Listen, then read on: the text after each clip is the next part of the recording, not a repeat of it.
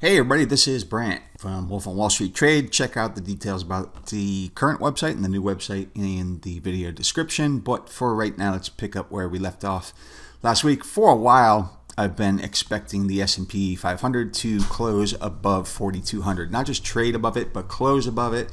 One thing that does is keep this, what's almost turned into like an intermediate uptrend, intact. And let me show you what I mean by that. So if we just follow the intermediate trend highs and lows, the definition of an uptrend is a series of higher highs and higher lows, which you can see here. And we didn't have that until we got this close above 4,200, which actually happened last Friday over here, but the market didn't want to go anywhere the first couple of days of this holiday shortened week.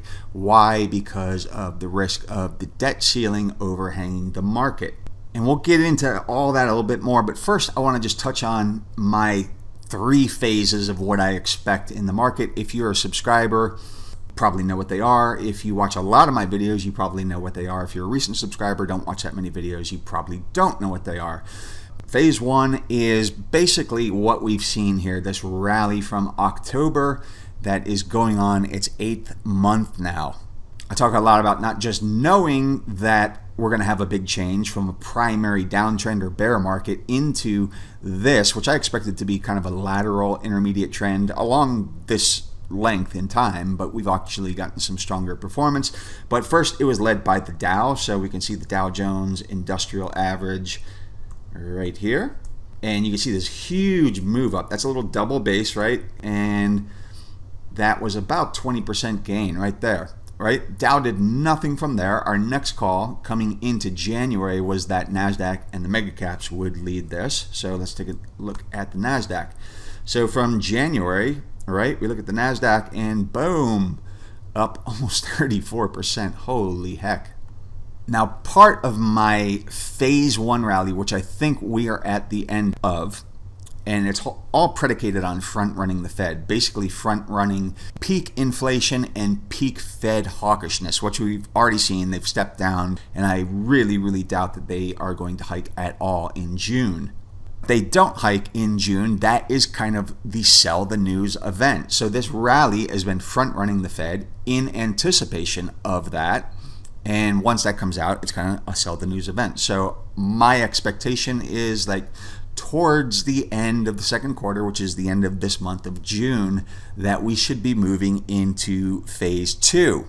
Why don't I think the Fed is going to hike? Again, this is a quick look at the Fed funds rate in blue. These areas in gray are U.S. recessions. This is the COVID lockdown.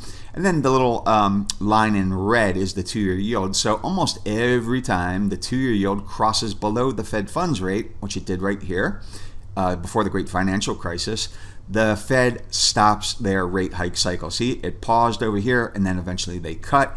Here we see another rate hike cycle by the Fed. 2-year yield crosses below. They pause right here, start cutting rates. Here is the recession from the COVID lockdowns. That has happened again. So recently, the 2-year yield has crossed below the Fed funds rate.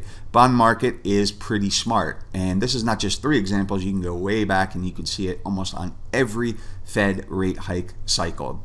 Why would the Fed stop hiking rates? Okay, because they feel maybe that they've done enough to kill inflation, and the recession that is coming was really engineered to do just that, to kill inflation by killing demand. That leads us to my phase 2, and that is when the market transitions from this big rally to starting to think about recession again. So if we go back to the S&P 500, not recession again, recession for really the first time. Because this has all just really been the market discounting higher rates and inflation. So earnings have to be discounted, valuations have to be discounted. We haven't even got into the bear market relating to a recession. So that is phase 1 here. I think we are going to be transitioning into phase 2, but I thought the S&P 500 needed to close above 4,200 before that happens, and I'll tell you why. I've actually been expecting a recession in the second half of 2023 since early 2022, and we'll get into that a little bit. So what you're looking at is the 10 minus 2 year yield curve. So what you'll see is every time the yield curve inverts like it did over here, that is your warning that a recession is coming. Once it starts to steepen right there, that's kind of like the trigger. That's usually the Fed cutting rates. There's your recession. Here we go again, yield curve inverting, steepening sharply. There's your recession. Here we go again. This is the financial crisis, yield curve inverting, steepening. There's your recession. Same thing right before the COVID crash, actually. We got a little inversion there, and there's your recession. This is a huge inversion. I think pretty much the biggest since 1980, 1981, 4 decades. While a lot of people look at the market right now and can't figure out if it's a bull market or a bear market, I believe we will be heading back to a primary downtrend bear market. And phase 2, when we transition into that, is the start of that, where the market is starting to focus more on recession. But you can see the yield curve will invert well before the recession actually starts. Things will get worse before they get better. I'm going to show you exactly why. The reason why is monetary policy from the Federal Reserve always operates with a lag. As a matter of fact, I'll link this paper. This is a paper that was from the Atlanta Fed's president, Ralph Bostic. And he basically said Fed policy has a long and variable lag. It can take 18 to 24 months to materially affect inflation. So once they do a rate hike, it can take 18 to 24 months before they see that in the economy. Now, my view of doing this over, almost 25 years is that monetary policy lags by at least 6 months to 12 months. So let's take a look at a chart real quick. And this is from the St. Louis Fed's website, Fred, the effective federal funds rate. You can see the last recession over here shaded in gray, and when the Fed dropped rates down to 0 and left them there until they realized a year too late that inflation wasn't transitory. So if we're operating with a 6 to 12 month delay before these rate hikes hit the economy, going back 12 months, we're basically seeing an economy that's operating at an effective Fed funds rate of less than 1%. If we just go back 6 months, then the economy is effectively operating at a 4.33%, meaning there is a lot more tightening that's already been established in policy, but it hasn't hit the economy yet. That is coming. This is why I have believed since 2022 that we will probably see a recession in the US in the second half of this year. The current Fed funds rate, the corridor, is 5 to 5.25, and it's running at about 5.1% right now, effective rate. So let me briefly touch on what phase 3 is, and we're a long way from that in my opinion, but I'm using the S&P 500 as an example. Back here in 2007, it made an all-time, record high in October of that year. Let me see if I can move this forward. So there's the all-time record high. And then we get a little bit of volatility and kind of a toppy pattern. So if I had to say where we are now related to this, I would say we're probably somewhere in here, kind of like this is actually a pretty decent 3-month counter trend rally. I don't think we're in a counter trend rally. I think we're in an intermediate uptrend, but you can see that we didn't quite reach bear market, or maybe you could say it was, but in any case, we got the first leg down, kind of like we saw the first half of last year, and then we got this rally. So this would be kind of phase 1 in my example, although we're going on 8 months now, where this is only 3. So phase 3 would be after we go into a primary bear market and things get really ugly.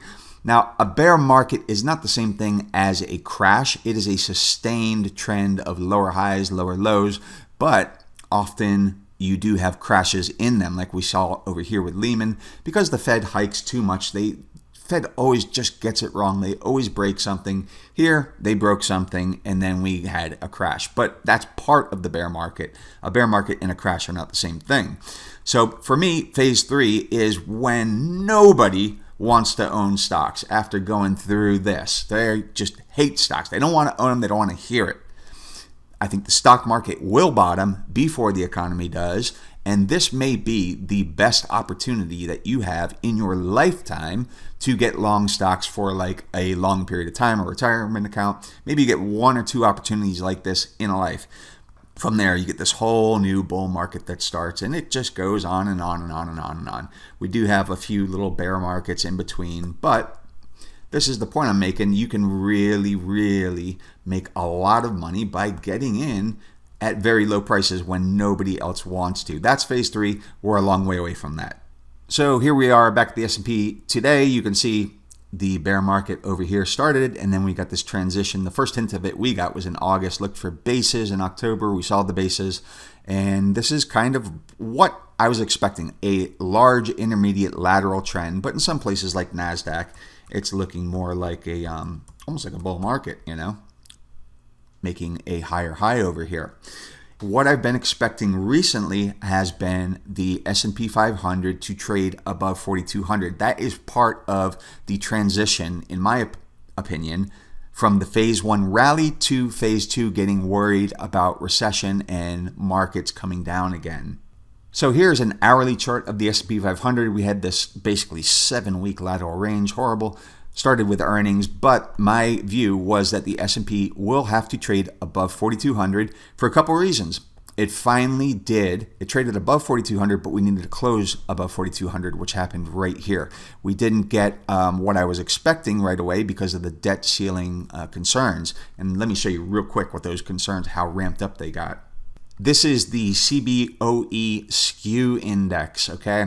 Not a lot of people are familiar with it, but same people put out VIX.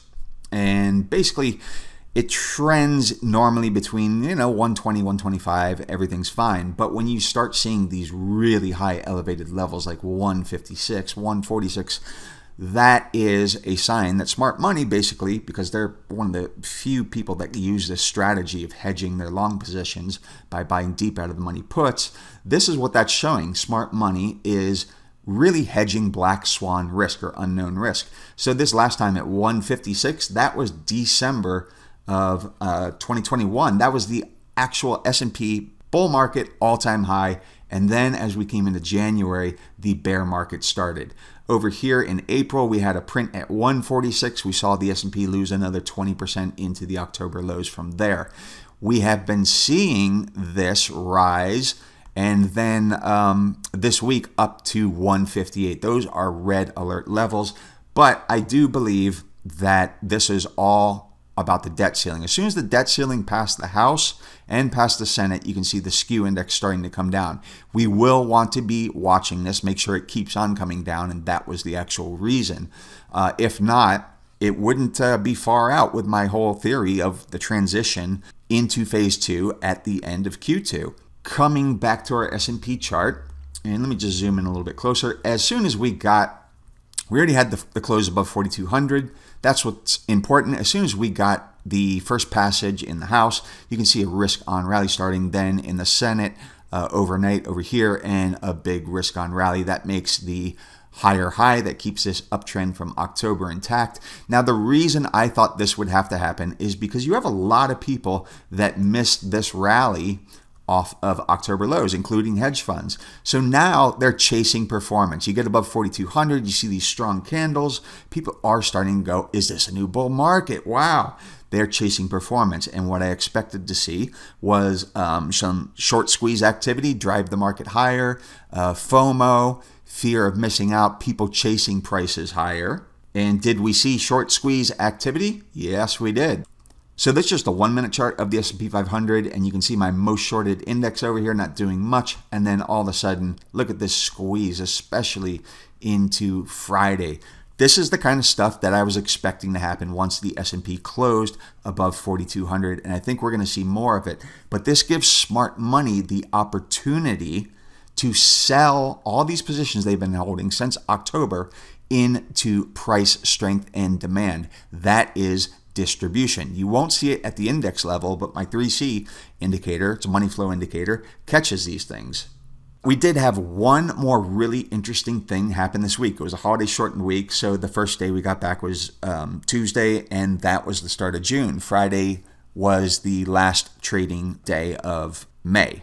Usually you see rotation, big rotation on a quarterly basis. So when I showed you the Dow led the first part of the rally in October, that was a quarterly rotation. When I showed you the NASDAQ led from January, that was a quarterly rotation.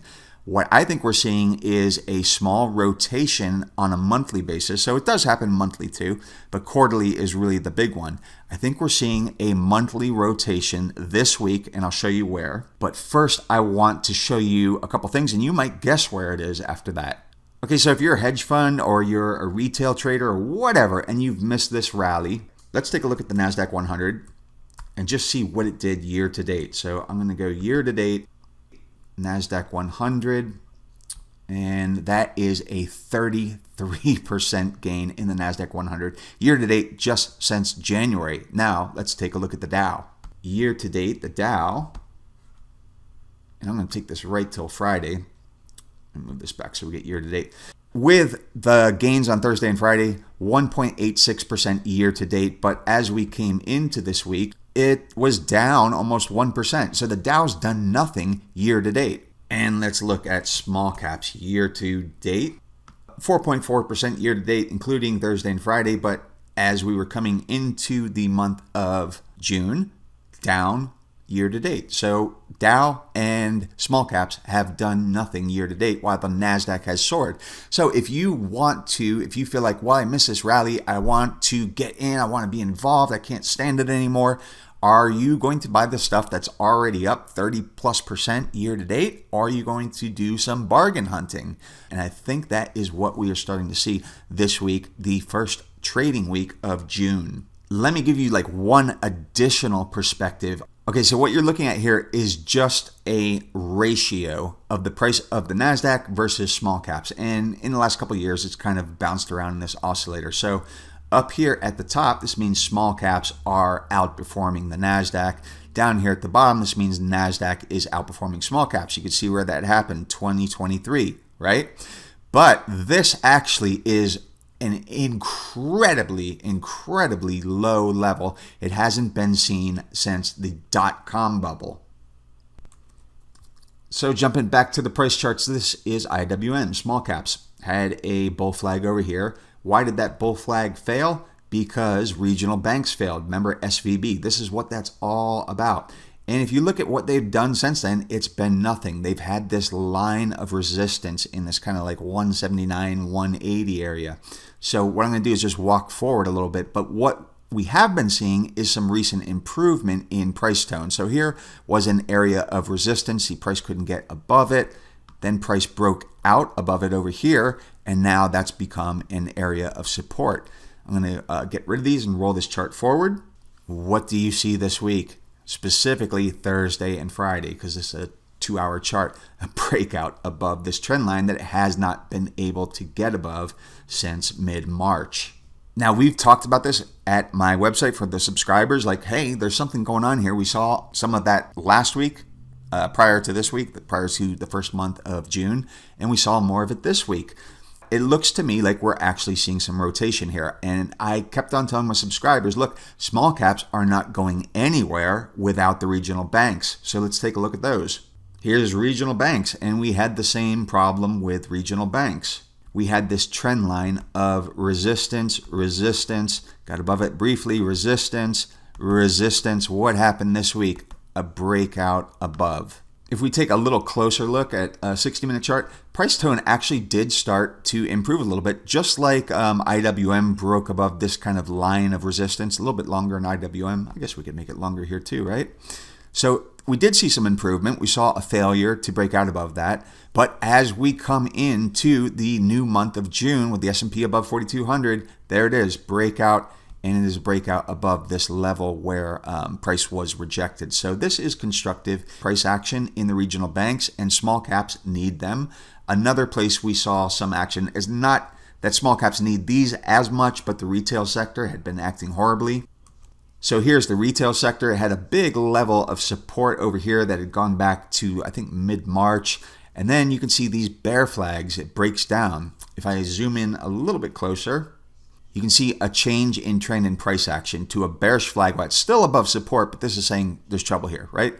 Bear flag breaks down. Here's the most recent bear flag, breaks down again. It actually met its measured move. I'll show you real quick.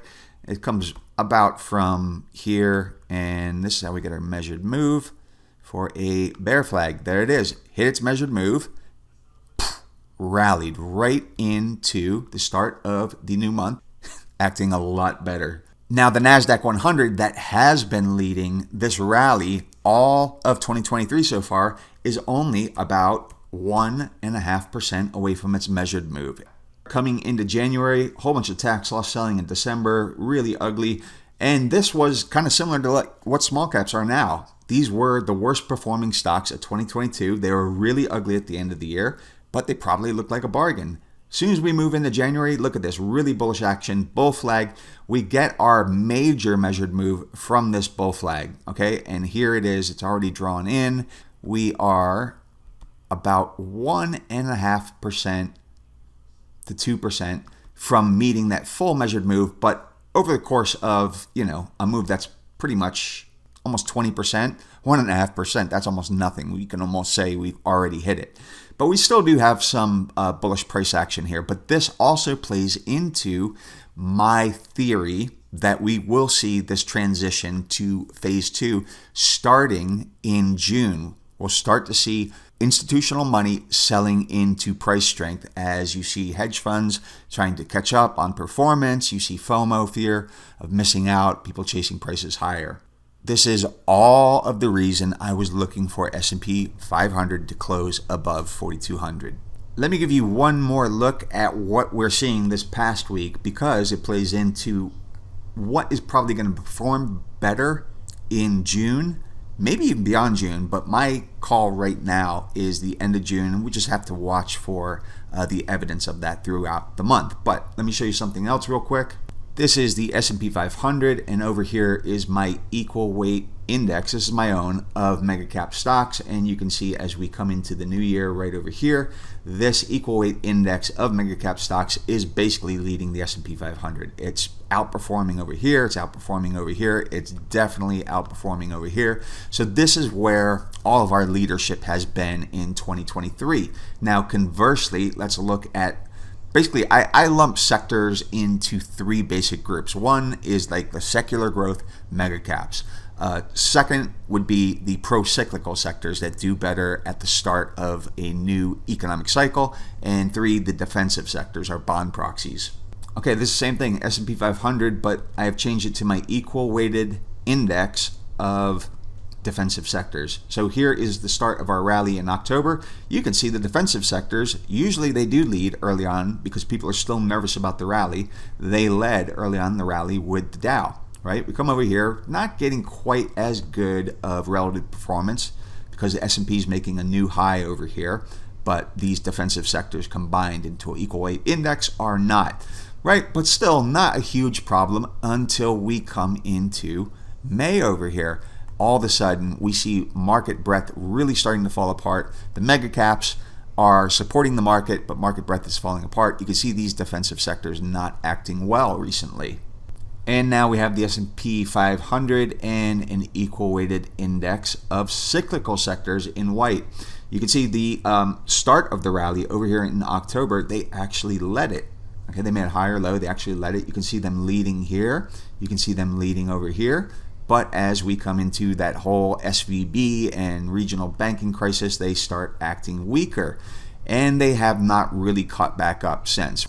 What I'm going to do is kind of move this chart forward and show you a closer view of what's happening right now.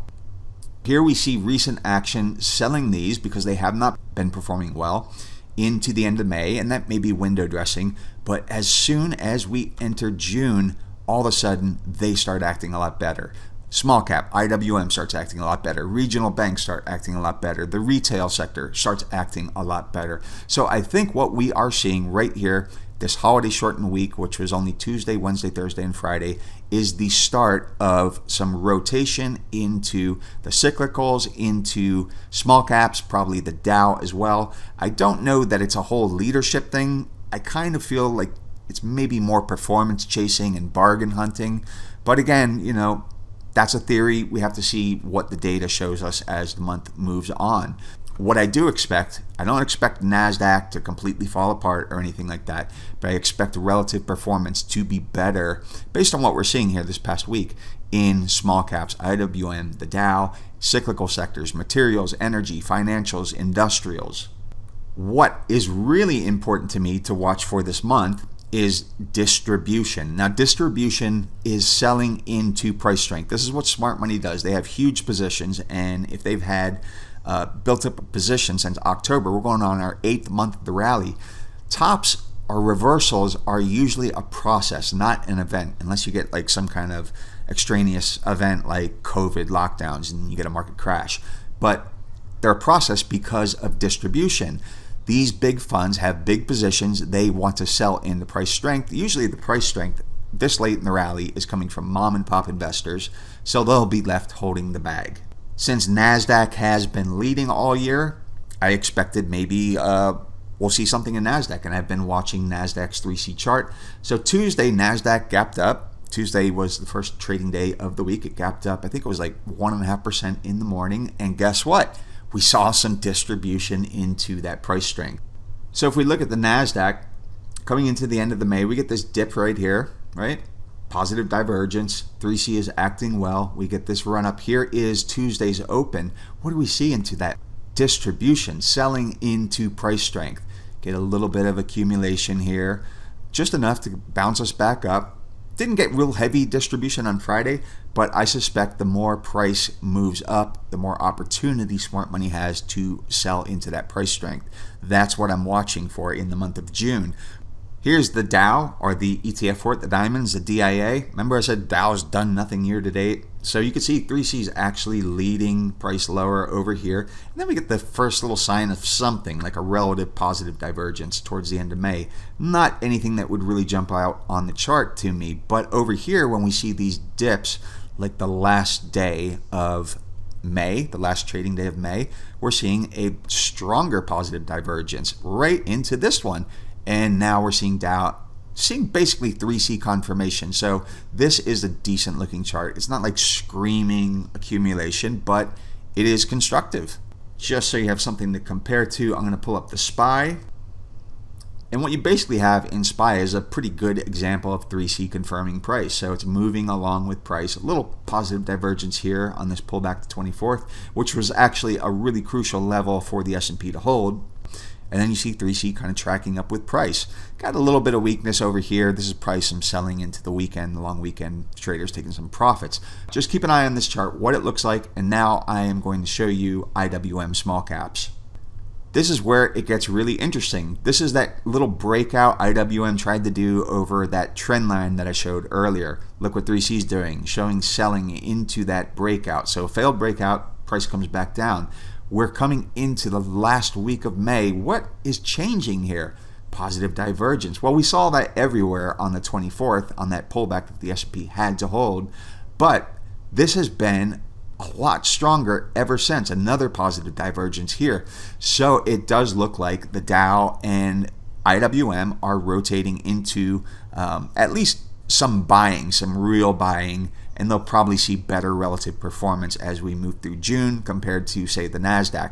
But the big thing we're really looking for is selling into price strength. That is mostly going to happen in the NASDAQ and the S&P because that's where the gains are. If we do see that selling into price strength, we see negative divergences in 3C because, as you can see here, it has the power to contradict price. Then we have confirmation, my target date of being the end of the second quarter, which is the end of June, is where we start to see the market turn its focus into phase 2 and start to worry a little bit more about recession. And we see stock prices start to come down, heading back down towards what I think will ultimately be a renewed, much stronger bear market in stocks and a recession in the U.S. economy. There are two immediate risks that are still on the table, and what those are dollar strength and the recent rise in yields. So the S&P 500, actually all stocks and gold, have had an extremely high negative correlation to the US dollar and to US Treasury yields. So this is S&P futures in the candlesticks, and this is the US dollar index in blue. But so you can see what I'm talking about, I've inverted price. So a stronger dollar has been bad for stocks. A weaker dollar, which is what you see here, has been good for stocks. Here is our October low. This is the dollar making a lower high. Weakness leading the S&P, leading the market into this rally. This big dip we got here, tax loss selling in December. What's happening? Weakness in the dollar is very supportive for stocks. But recently, we've gotten this alligator jaw thing that I touched on in last week's video. Let me show you a little shorter version of this chart. And this is just a 2-hour chart, same thing, S&P futures, the US dollar index inverted. You can see this is dollar strength building here, and you can see it makes stocks come down. You can see dollar weakness over here leading stocks higher. This is the area that I was concerned about last weekend. I'm still concerned about, and we have the same thing going on in yields. For our chart of S&P futures again, but this time I have put the 10-year Treasury future. Remember that yields move opposite Treasury prices, so we can get a good comparative analysis here. This is Treasury futures coming down, yields going up. Strong February data that came in much hotter than expected. What happens? Price follows. Price in the S&P futures, the market follows. Over here, this is that alligator jaw I was talking about in last weekend's video. This is an immediate risk. Let me show you one shorter version of this chart. And this is 2-hour. Same thing, S&P futures, 10-year Treasury futures. What are they doing? They're leading price. Over here, they're leading price. So we do have this divergence right here, this risk. Maybe this plays out until the end of the month and becomes one of the trigger events that helps us transition to phase 2. But this is not the reason for phase 2 itself, but it is an open risk. So if the dollar does not start coming down and yields do not start coming down and the market makes more gains, this divergence is going to open even wider. It's going to be an even bigger open risk. So those are the things we're looking for, a transition, which is going to be a really big deal, to phase 2 towards the end of this month. And we have the month of June to collect the data to see if we are right on the timing or not. And that will be basically 3C charts and some other stuff. For subscribers, next week I am going to throw out a trade idea that's a longer term trade idea meant to capitalize on this whole macro environment. It's a really unique idea. I think you're going to find it interesting. So until then, I hope everybody enjoyed the video. If you haven't subscribed already, please subscribe over here. Don't forget to hit the bell for notifications. That will tell you when new videos are coming out or when I'm doing a live stream, which I'll be getting back into soon. Check the description of the video for some information about the new website, how you can save some money now. Everybody have a fantastic weekend. Subscribers, I will see you Monday.